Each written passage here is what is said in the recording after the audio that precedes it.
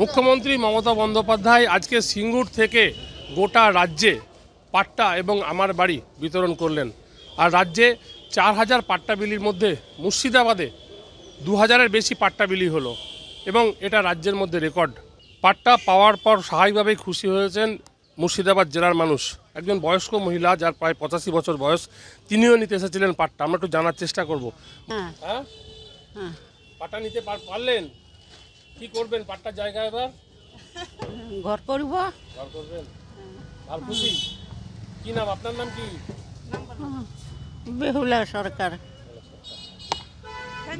বেহুলা সরকারের মতো অনেকেই বহরমপুরের আজকে কালেক্টরেট এই বিল্ডিংয়ে যে কনফারেন্স হল আছে সেখানে এসে পাট্টা নিয়ে গেলেন। স্বাভাবিকভাবেই মুখ্যমন্ত্রীকে ধন্যবাদ জানিয়েছেন এই যারা পাট্টা নিয়েছেন সেই সমস্ত সাধারণ মানুষ। টোটাল আজকে আমাদের জেলায় 2000-এর বেশি পাট্টা দেওয়া হয়েছে। পাট্টাগুলো যেহেতু ভাঙন প্রবলিত এলাকাতে অনেক মানুষ ঘর হারিয়েছেন, তাদের জন্য পাট্টার ইমিডিয়েটলি ব্যবস্থা এবং বাংলার বাড়ি গ্রামীণের মাধ্যমে প্রায় 1,23,000 বাড়ি আজকে দেয়া হচ্ছে এবং পাট্টা নিরিখে মুর্শিদাবাদ জেলা 1 নম্বরে আছে।